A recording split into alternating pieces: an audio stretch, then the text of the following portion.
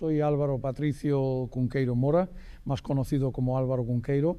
Nací el 22 de diciembre de 1911 en Mondoñedo, en el seno de una familia de clase media que poseía una farmacia en los bajos del Palacio Episcopal.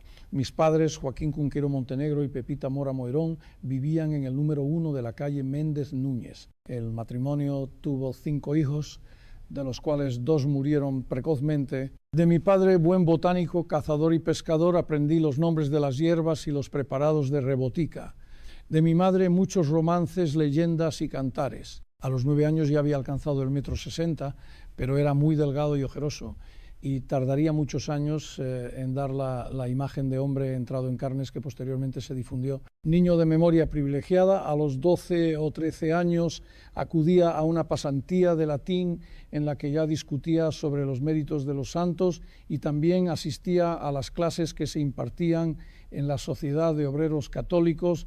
Entre 1921 y 1927 estudié en Lugo. Al principio en régimen de internado en el Colegio de los Hermanos Maristas, para continuar después el bachillerato en el Instituto General Técnico de la misma ciudad. Fue época de muchas lecturas en la biblioteca pública y en la pensión donde paraba.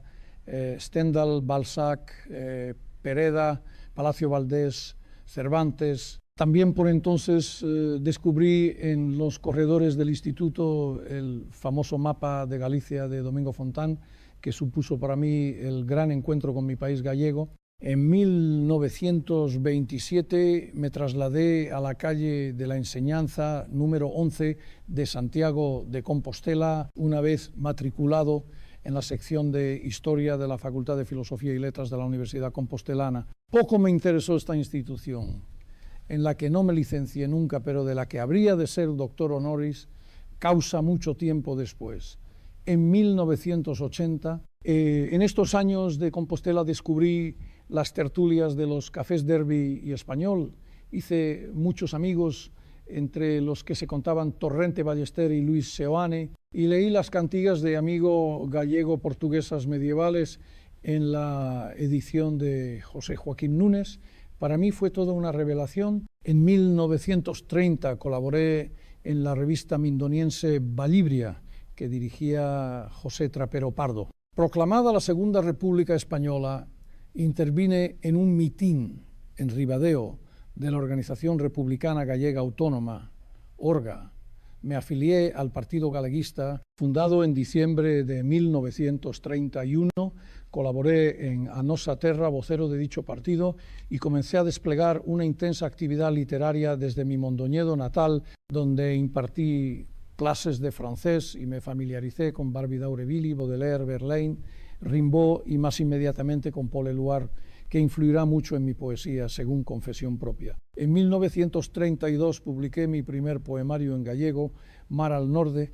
Conocí a Federico García Lorca y me libré del servicio militar por estrecho de pecho. Fueron años en que promoví múltiples iniciativas culturales desde Mondoñedo, ciudad clave en mi imaginario poético. Así, la Oficina Lírica do Leste, la Editorial Un, la revista Galiza, la serie de cartones Papel de Color, Flor de Diversos, etc. En 1933 publiqué en la editorial un poemas Do, Si y No y Cantiga Nova que se llama Ribeira, libro que, según testimonio visual de Gonzalo Torrente Ballester, escribí de un tirón en una taberna de Santiago, inspirado por las cantigas de amigo medievales. Comencé también mi actividad como conferenciante, que habré de cultivar abundantemente a lo largo de mi vida, y como colaborador en el importante diario de Vigo, El Pueblo Gallego, contacto con la prensa que determinará en adelante, y definitivamente mi modus vivendi. Comenzada la sublevación militar de 1936, fui contratado por el Colegio Santa Marta de Ortigueira a Coruña, y en esta villa, con los miedos propios del momento, me vi en el compromiso ineludible de dirigir la revista Era Azul, guión de Falange Española de las Jones de Ortigueira, cuyo primer número vio la luz el 12 de noviembre de 1936. Reclamado por el diario El Pueblo Gallego de Vigo, rotativo incautado por el ejército y puesto en manos de Falange Española, me desplacé a esta ciudad en 1937 y me di de alta en el registro oficial de periodistas con el número 246. Gozaba de gran admiración entre los fascistas, nada sobrados de buenas plumas en esos momentos. En el mismo año se representaba en el Teatro García Barbón de la ciudad olívica Érase una vez, con texto mío, con lo cual habría una faceta que marcará en adelante toda mi producción literaria, tanto la propiamente dramatúrgica como la narrativa,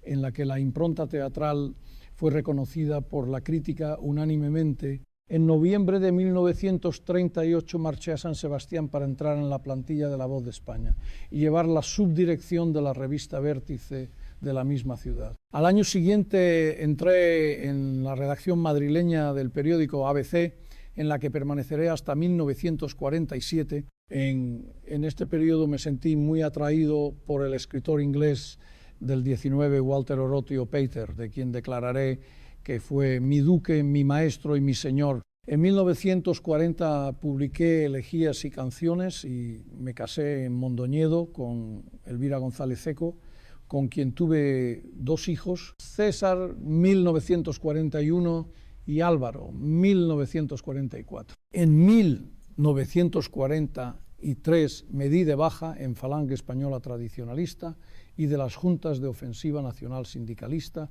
FET y de las Jones. Al año siguiente, algunas peripecias propias de mi ingenio me llevaron a abandonar oficialmente el ejercicio del periodismo y a perder el carné de la profesión, que me fue retirado por el director general de prensa, Juan Aparicio. En 1945, el Círculo de Amigos de la Historia me publicó Balada de las Damas del Tiempo Pasado. En ese mismo año colaboré en la revista El Catolicismo, Santoral Misionero. En 1946 aparecí en la revista Finisterre de Madrid como redactor de una historia de las tabernas gallegas. Al año siguiente marché a mi Mondoñedo natal, donde permaneceré hasta 1960. Desde 1948 colaboré en la prensa gallega, madrileña y barcelonesa con gran profusión de artículos. Fue en estos años cuando abandoné cualquier vínculo ideológico con el franquismo, aunque no con mi antimarxismo visceral, y también cuando mi amigo Francisco Fernández del Riego me animó, indujo a escribir prosa de ficción en gallego para la editorial Galaxia, fundada en Vigo en 1950. Fruto de esa insistencia fueron Merlín y Familia y otras historias, 1955, Las Crónicas do Sochantre, 1956, la pieza teatral Don Hamlet, Príncipe de Dinamarca, 1958, Escola de Menciñeros y Fábula de Varia Xente, 1960, y Se el bello Simbad volvese a sillas, 1961. En 1960 me trasladé a Vigo, reclamado por el diario Faro de Vigo, del que fui director entre 1965 y 1970. En 1962, Manuel Halcón me concedió el premio Juan Palomo de Periodismo. El 21 de abril de 1963 leí mi discurso de ingreso en la Real Academia Gallega. Pocos días antes, la Asociación de la Prensa de Lugo me había organizado un gran homenaje. En 1968 obtuve el premio Nadal con la novela Un hombre que se parecía a Orestes, que supuso para mí el inicio de mi reconocimiento en el ámbito del sistema literario español. En la prensa desplegué una gran actividad, publicando varias columnas, algunas con seudónimos como Patricio Mor, Marcos Tapley, Manuel María Seoane, Patricio Mindonio, etc. En 1970 abandoné voluntariamente la dirección del Faro de Vigo porque necesitaba más tiempo para realizar mi obra como escritor, pero seguí muy cerca de la prensa y de la radio, para la que escribía también muchas colaboraciones. A la muerte de Franco me mostré abiertamente partidario de la reconciliación. En 1978 la Fundación Barrié de la Maza me concedió una de sus becas vitalicias. Ya enfermo, en 1979 se me concedió el Premio de la Crítica Española y Gallega por os outros feirantes. En 1980 fui recibido en la Universidad de Santiago de Compostela como doctor honoris causa. En Vigo se me tributó un multitudinario homenaje y se inauguró una calle con mi nombre. En Padrón recibí el prestigioso galardón del Pedrón de Oro y en Lugo fui nombrado lugués del año 1980. Finalmente morí en Vigo el 28 de febrero de 1981.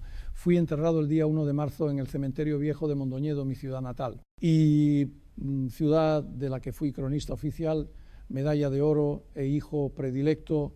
En mi lápida se puede leer el epitafio: Eiki xaz alguén que coa súa obra fixo que Galicia durase 1000 primaveras máis.